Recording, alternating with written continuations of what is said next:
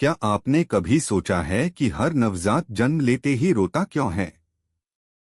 आखिर कोई बच्चा मुस्कुराते हुए या बिल्कुल शांत क्यों नहीं आता?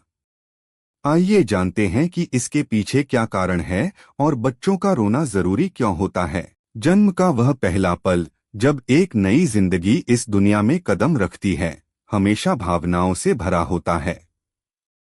डिलीवरी रूम में जैसे ही बच्चा जन्म लेता है, एक तेज सी आवाज गूंजती है, उसकी पहली रुलाई। यह दृश्य इतना आम है कि हमने इसे सामान्य मान लिया है। लेकिन क्या आपने कभी सोचा है कि हर नवजात जन्म लेते ही रोता क्यों है?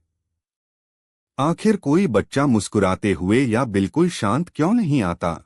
दरअसल यह रुलाई किसी दर्द या भावना का परिणाम नहीं होती, बल्कि जीवन की शुरुआत का संकेत होती है। मां के गर्भ में लगभग 9 महीने तक बच्चा एक सुरक्षित और नियंत्रित वातावरण में रहता है, जहां वह एनियोटिक फ्लूइड से घिरा होता है। इस दौरान उसके फेफड़े हवा नहीं, बल्कि तरल से भरे होते हैं और वह स्वतंत्र रूप से सांस नहीं लेता।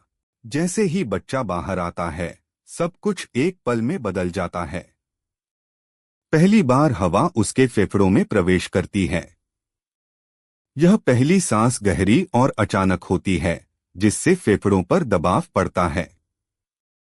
इसी प्रक्रिया के कारण बच्चा रो उठता है।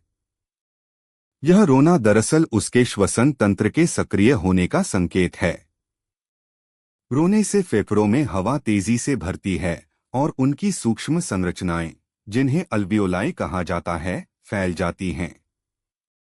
इसी के साथ शरीर का श्वसन तंत्र पूरी तरह काम करना शुरू कर देता है। इसके अलावा तापमान में अचानक बदलाव भी इस प्रतिक्रिया का कारण बनता है।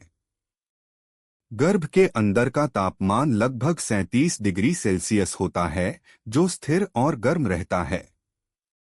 लेकिन बाहर आते ही बच्चा ठंडी हवा, तेज रोशनी, अलग अलग आवाजों और गुरुत्वाकर्षण जैसी नई चीजों का सामना करता है।